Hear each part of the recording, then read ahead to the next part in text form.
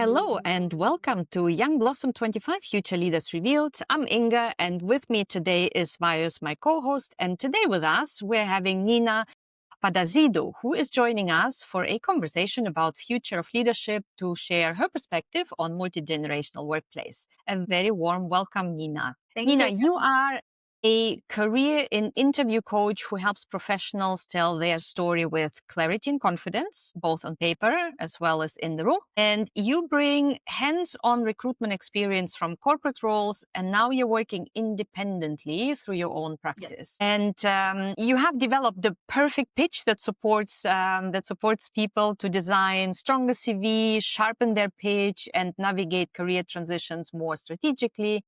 You're holding a degree in human resource management, and you have led talent acquisition work in organizations like Athenian Brewery, which obviously gives you quite a holistic understanding of that industry. So this is what Perplexity had to say about you. Thank you so much. Let me introduce myself as well. Thank you, Inga and Vaios, for having me on your podcast. I am Nina. I have been in my whole career in the talent acquisition professional industry. Now I'm working as a freelancer. I decided to quit corporate life and become my own source of income. I do believe very much in helping professionals find their voice. I do believe in leading people to overcome their obstacles, overcome their fears that they have, to maybe take a leap of faith, make changes in their professional life. I'm very happy with what I've, accomplished so far. Right. I live half of my time in Athens, half of my time in Assos. It's an island up in northern Greece. I do have a cat that is my son right now. And I'm pretty much an ordinary person. I just go to the gym, work, and I don't know, sleep. I don't have a very interesting personal life except for my professional life. I don't have much time for anything else. Well, many professionals would go crazy to say you have time to go to the gym, you are sleeping well, which is really important, so you can be very productive. Well, welcome, Nina, and it's lovely to have you on the show. Just before we jump in, let me remind our listeners in this podcast, we're here to have conversation with future leaders to gain first-hand understanding from them about their approach to work, life, learning, progress, and equally, we will also welcome current leaders on the show to share the insights and provoke how working environment and learning institutions need to adapt to set up younger generation for success. So yeah, with that, Vaios, you wanna? Yeah, absolutely. Hello and welcome, Nina. Thank you, Vaios. Such a great honor to have you. I used to say, once a recruiter, always a recruiter. You did. Not sure how you feel. Yeah. I'm not sure how I feel about recruitment at this point, Vaios. I think that maybe I've had enough of it, let's say, as a process. In my heart, I do always hold the lessons learned, and I do value the skills that the recruitment, process has given me. That through all of these years, there are things that I've kept and I'm still using actually in my day to day. Has given me valuable insights into people, let's say, reading and also management of difficult, stressful situations, multiple priorities, multiple stakeholders. Very useful. But would I go into recruitment again? That's a good question. I leave it hanging. Yeah, maybe not. I don't think it's so great to be part of a recruitment team anymore. But what is great about you is that you did a very bold move. You stepped out of corporate.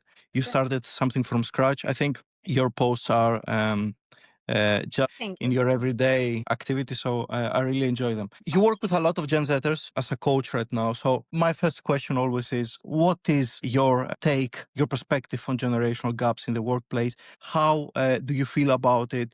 What is it that you tell your clients, if I may call them that way? Okay. So it's a unique situation in the market because right now we do have, I believe, still boomers in some C-level executive places that have not retired from the workforce. And we also do have Gen X, millennials, Gen Z, people all mixed up in the workplace.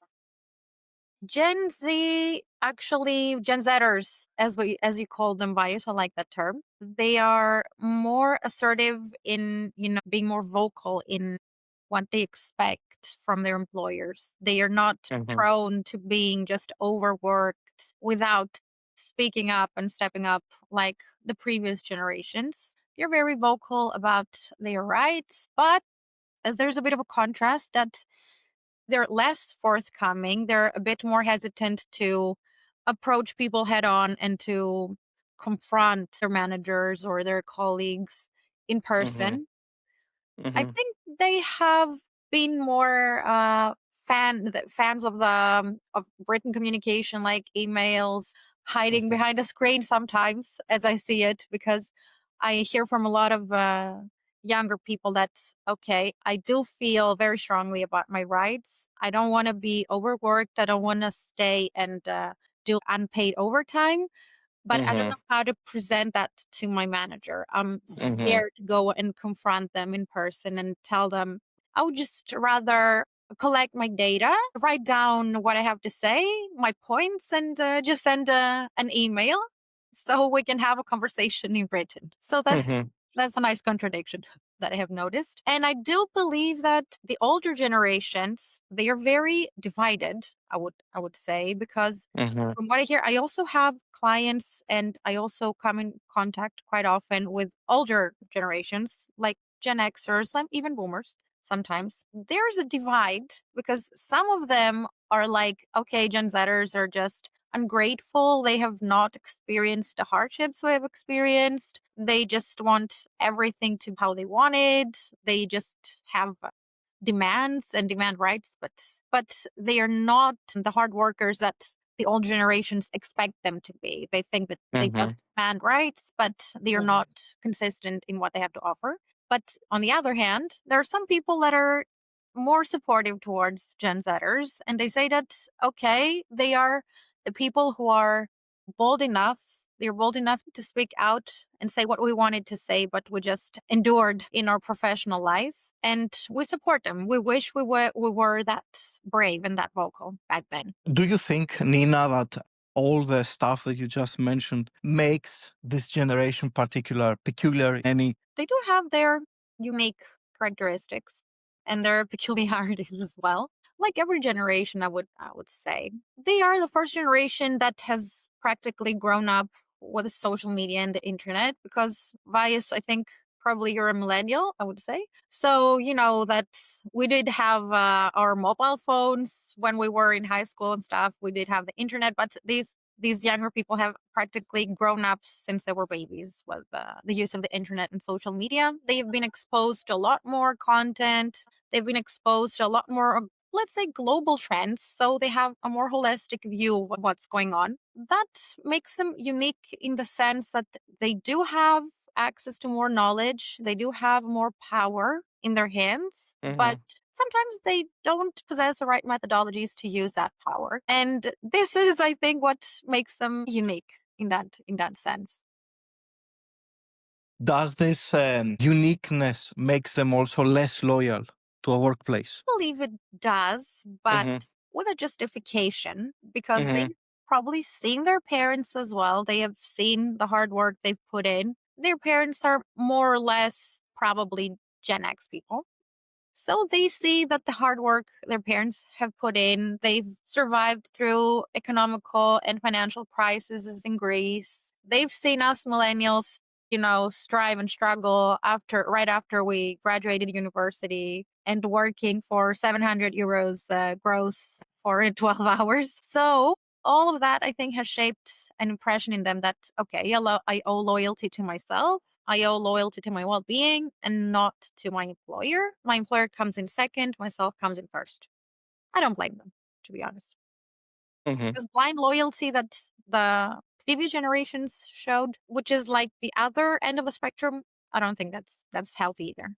Yeah, a couple of things that you said were quite interesting. Mhm. That the older generations are divided. Yeah. Like, there is a lot of sentiment that I sense when I was telling people. You know, I mostly interact with people from my generation. I'm Gen X. Yeah. And people are like, "Oh my God, you're crazy going talking to these people." I mean, those people are. And most of them said you're crazy. I mean, what do you need to know about Gen Z? They're all entitled. They all want what they want. And what else to know? Okay. There Interesting. is a very small group of people who says, well, maybe all of that is true. Maybe that's how they come out. But actually, we need to teach them how to communicate. And this is what you also said. They're lacking some skills. They're so knowledgeable. They're exposed to so many things, so many more things than we were exposed to, but they don't know how to put it to work in their advantage, lack of better way to say it.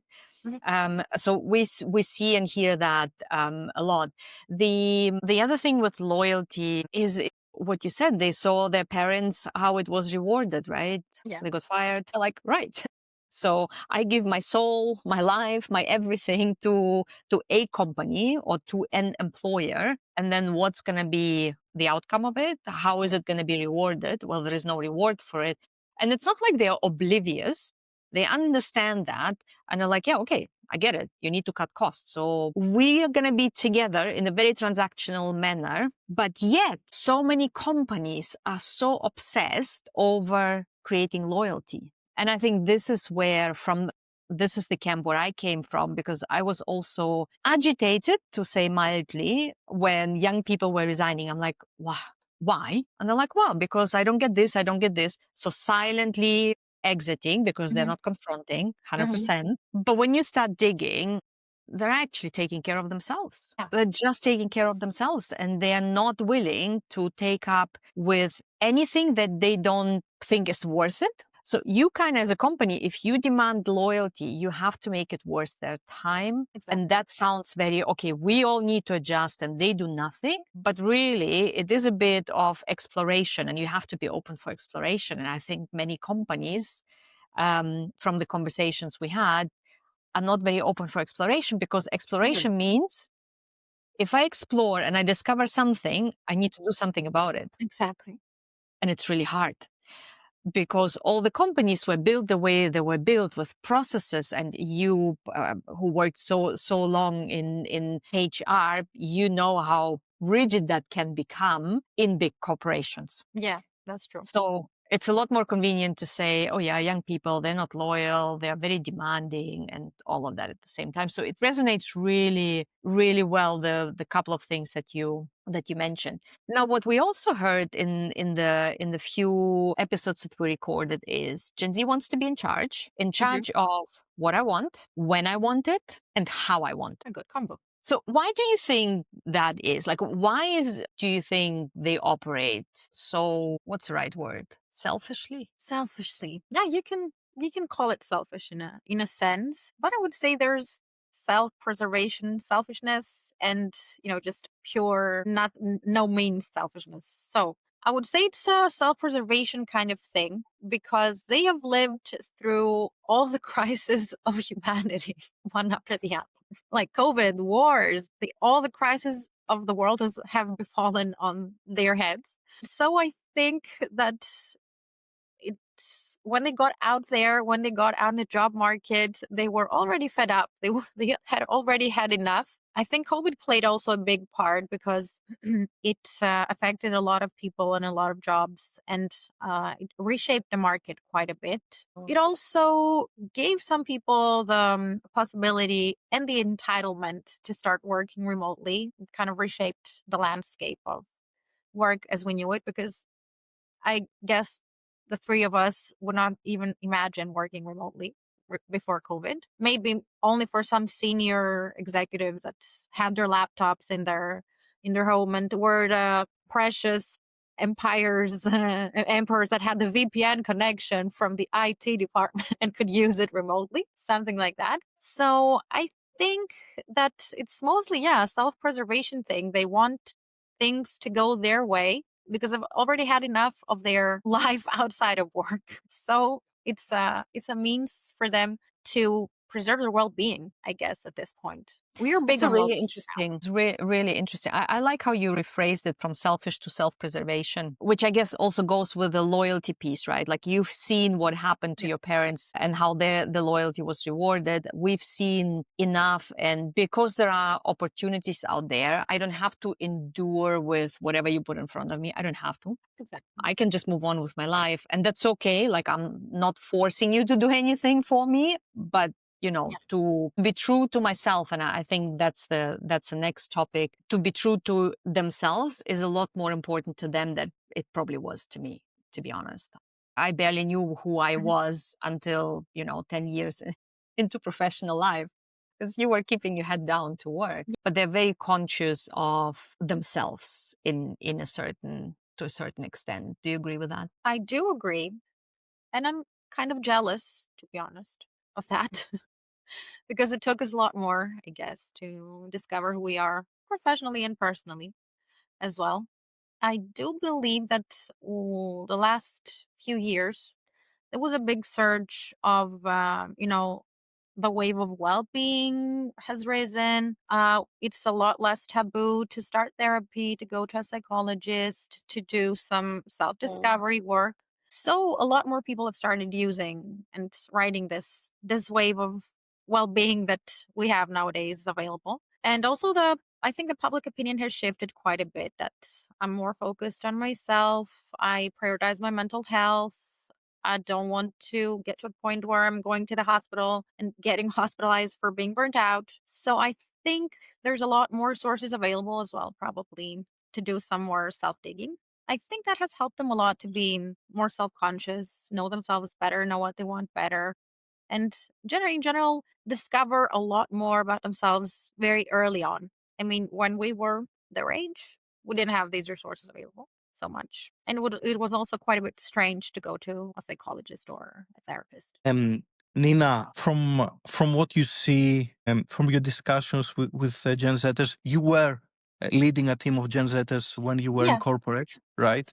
Are there any particular advices, anything you believe you did differently when you are leading a team of Gen Zers compared to what you see and what you hear from your clients right now when they come to you for advice? Did you do something differently? So that's a good question. I've never thought of that, but I think we did have a pretty good relationship, to be honest. Sometimes, if I'll admit, the lines between professional and friendly were a bit blurry Mm-hmm.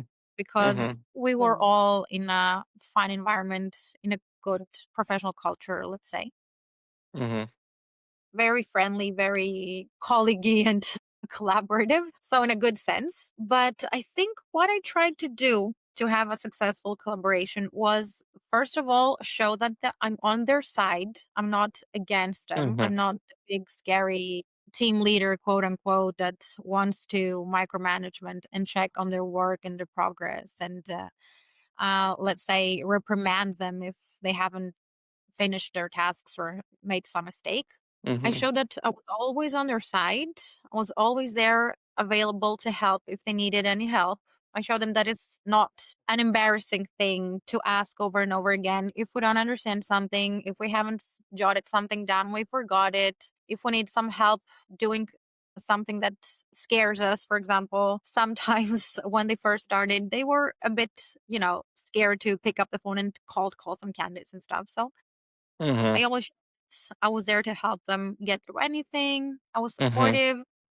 Mm-hmm. I did some I made some gestures of reward, some fun things. For example, sometimes we brought donuts to the office, like on a Friday, to have some more fun, or I bought us some desserts, always revolving around food for some reason. I bought them some drinks after work, for example, or we did some Mm-hmm. little fun competitions on who has the most interviews and stuff, and they got a small reward.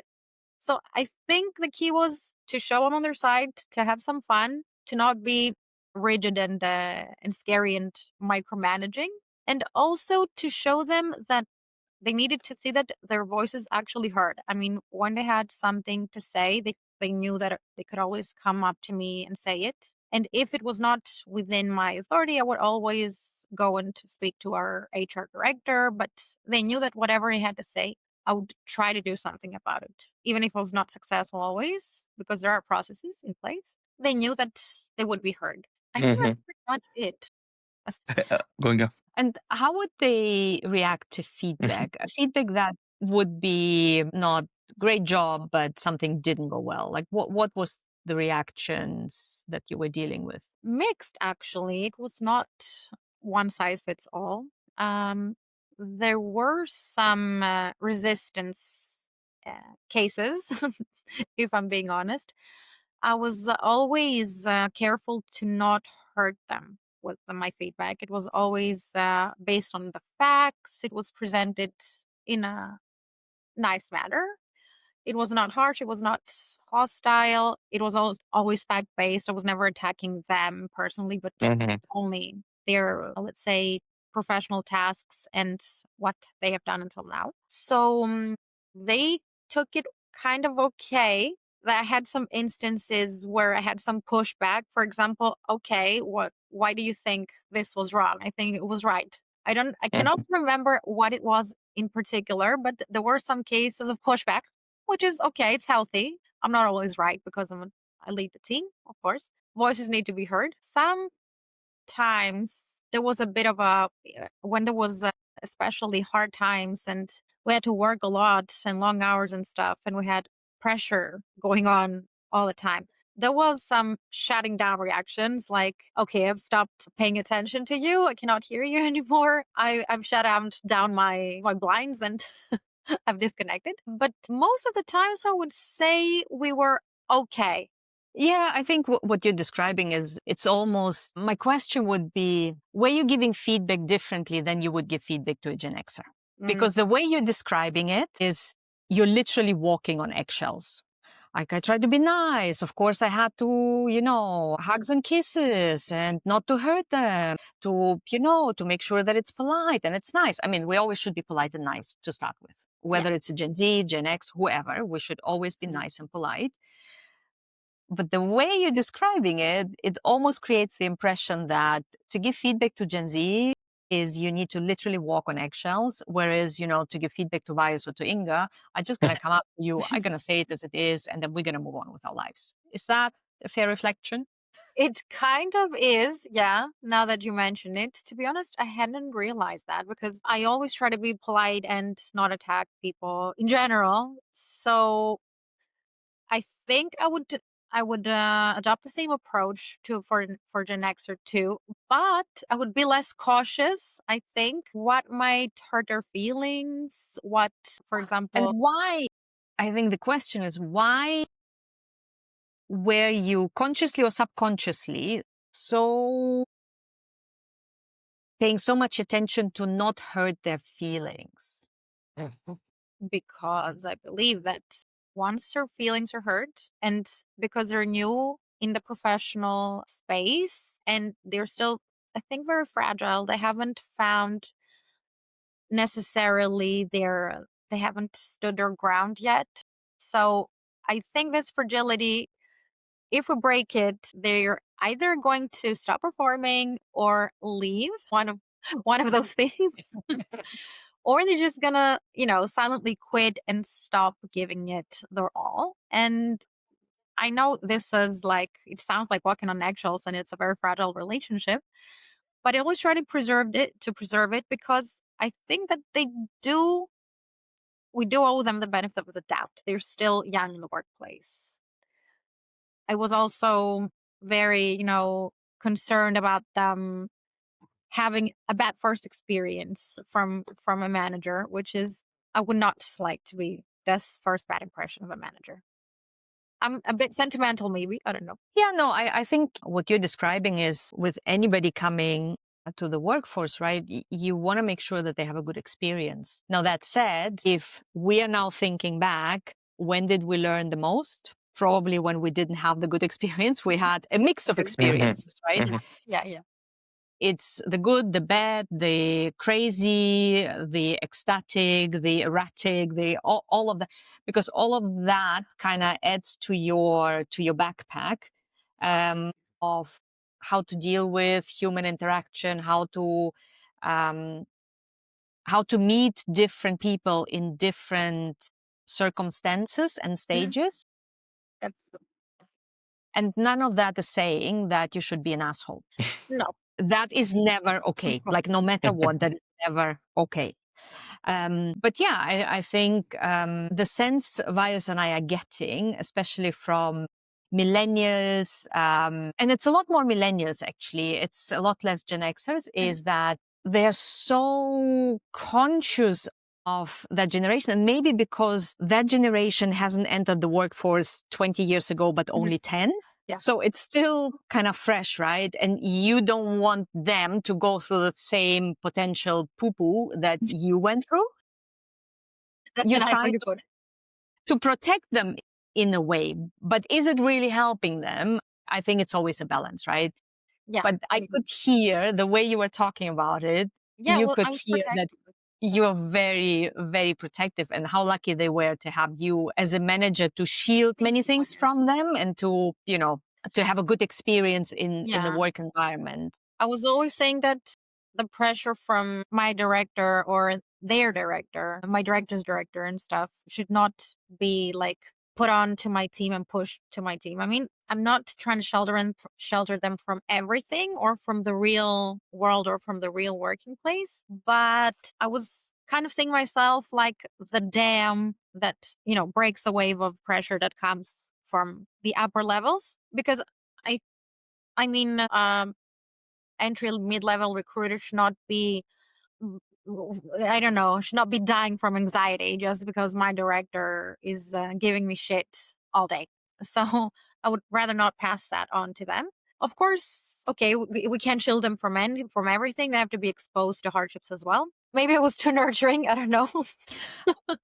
I think I part feel of like so that is too hard. also who you are as a leader, right? I mean, everybody leads in a different way, and part of it Yeah. is how you are and who you are as a leader. And I think it's a very good trait to not pass on the pressure that you get from your superior straight onto the team. I think, irrespectively of whether they're Gen Z, Gen X, or whoever they are, I think partly why you are in the position is because you can filter some of the pressure, right? And you can seed the pressure across a lot better. Yeah. So I think that's a very great leadership trait. If I can move us a little bit into, what advice would you give to Gen Z? What skills are important for them to learn?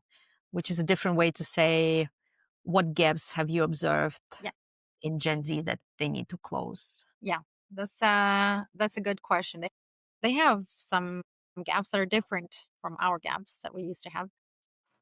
I'd say first and foremost, communication skills. I don't know. Take seminars, do training, talk to yourself in the mirror, try and take improv classes. I don't know what you're going to do. You need to hone your communication skills. It's not for everyone, obviously, I'm not generalizing, but it's Yeah. a common thing, it's a common trait.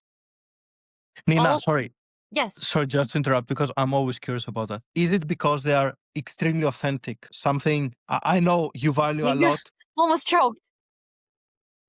Inga is very authentic. I think you know that by now, and we value this a lot in this podcast, obviously. But the idea is, and I'm asking this because I see how much of authenticity your own posts have on LinkedIn. Yeah. So would you say to your clients, don't be so authentic, or try to filter what you say out, or is it because they don't like to talk? They're just getting fed up and they just leave after some time. It's What a is it? combination of both, actually, because I'm a fan of authenticity, but you have to have the right context.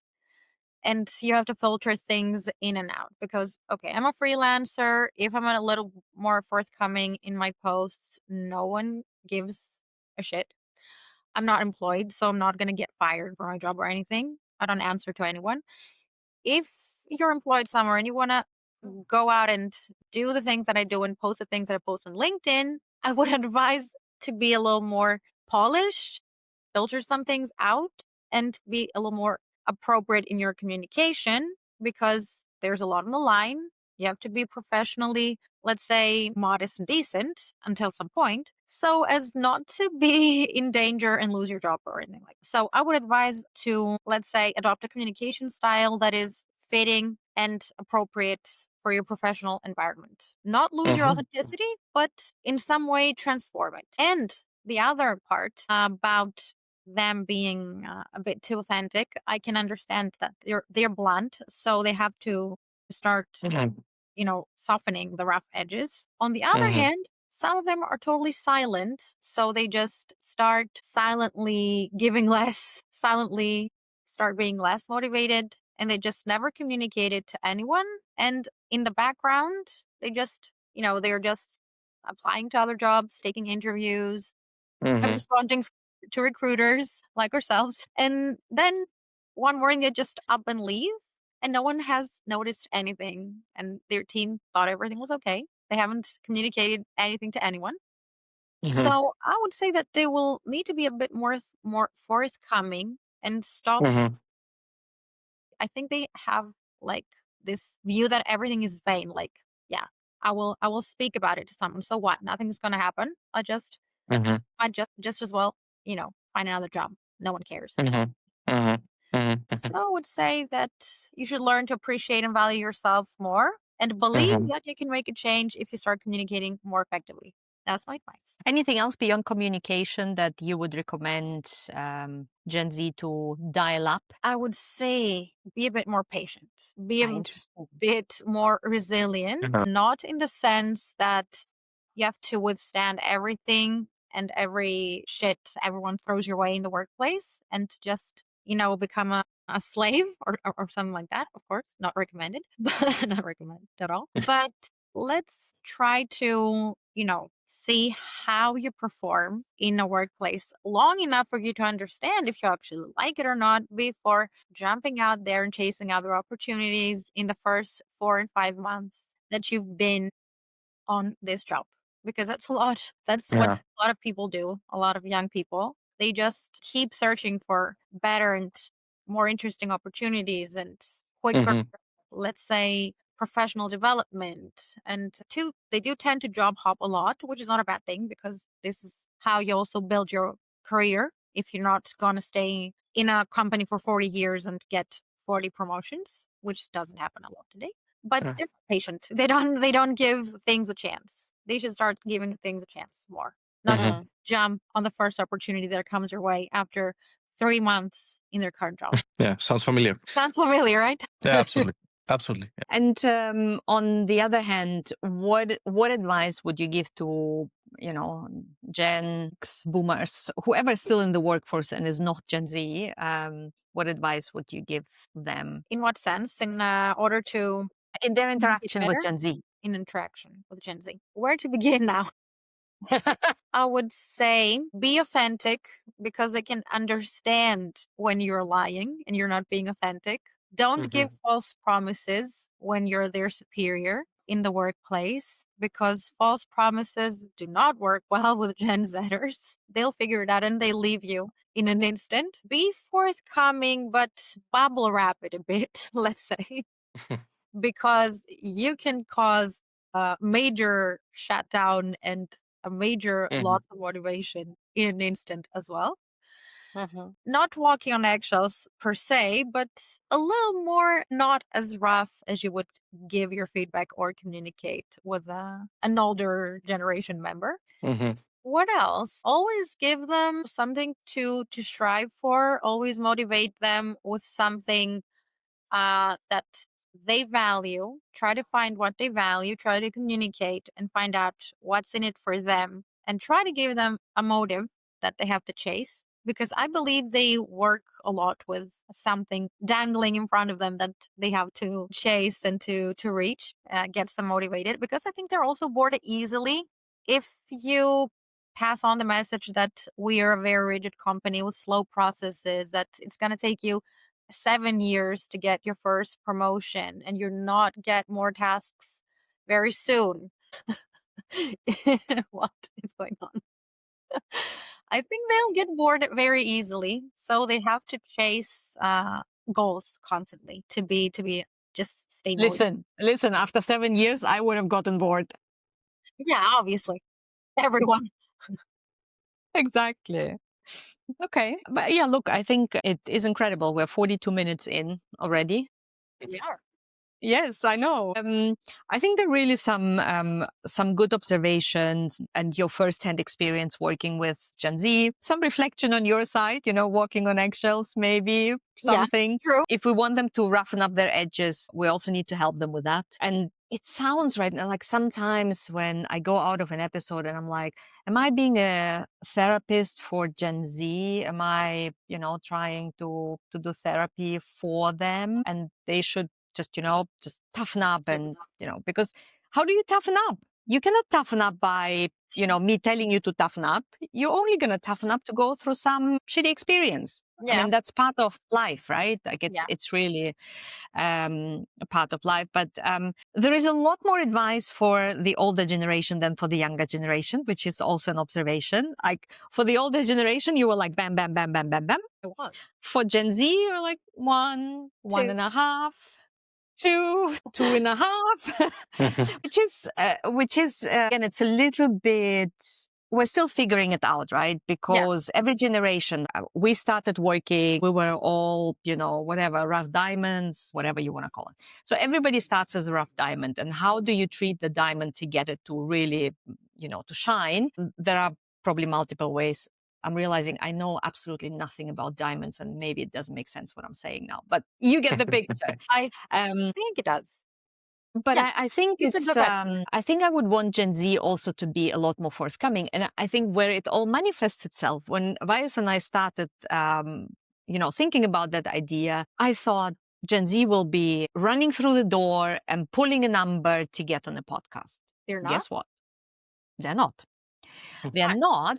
And it actually requires quite a bit of selling to have them come and talk about themselves. What is the motive? What is the selling point? So when you ask them, obviously the ones who are talking, they're like, oh, really? I'm surprised. The ones who don't want to talk and they talk to you in private, they're basically quite insecure. Mm. Who's going to hear it? What are people going to think about it? What if that may harm me somehow, somewhat? So there is a lot of overthinking and processing going on. Yeah. That while they are stripping their soul on Instagram and TikTok, True. which is to me is a paradox. I'm like, you're actually talking Right. serious stuff. That's true. And, That's I'm checking people, like when I'm connecting with people, I'm checking their TikTok profile, I'm checking what they're posting on Instagram. And I'm like, oh God, that's going to be easy. Oof, And then you get into the conversation. And they're like, yeah, I don't feel comfortable coming on the show. it can be a bit more intimidating for them because it's a Why? professional, more business, let's say, setting for them in their minds. And they've not gotten used to it. I mean, they've practically grown up with TikTok and Instagram and social media. So they've seen what works. They've found their footing. They know what to post. Yeah. So they're just very knowledgeable as to how to curate their profiles. They control everything they post to the T, Yes. to the detail. Yes. Yes. I know, like, it takes them 4 hours to write a caption for the post and find the right lighting and stuff. And they know how to Yes. get their likes and their reactions and everything, so they feel secure. But here it's like uncharted territory, unknown waters. So I believe it's a bit more uncomfortable in terms of what am I going to say? Am I going to stumble? What if I don't have anything to say that is interesting? How are people going to perceive me? Am I going to sound dumb? For example, to be honest, Yeah. it can makes- be intimidating. Yeah, I was nervous Makes sense. before we came on the show too. Yeah, but nervous is okay. Like every time we hit record, I get nervous as well. And that's part of like, thank Yeah. God that happens, right? I'm trying to convince Vaios to go on TikTok, but he's just We're so Too old for relentless that. and so Yeah. not gonna join me on TikTok, but that's okay. That's fine. Gonna I happen. think the tensions in that generation are much bigger than they were probably in our generation because the universe that they're exposed to is also quite big. That was fun. It was. Sure. We always do at the end a lightning round. Okay. And Am I in danger? Should I be worried? You're not at all. That is probably the easiest one as we hear. So a lightning round is I'm going to ask very simple questions and you don't overthink it and you just fire away your answer. It Okay. will make sense when I ask the first question. What is your favorite chat channel where you're chatting with people? Favorite chat channel? I think Instagram mostly. With I know with personal communication, not professional. Not social media channel, chatting. WhatsApp, Viber, Okay. Signal. WhatsApp. Your social media channel? Social media for sure. Instagram. You get your music from? Spotify. You get your podcasts from? Also Spotify, and I also have an app that's called Wondery. I listen to a lot of podcasts. Physical books or audiobooks? And a famous person you would like to meet? I don't have an answer ready for that.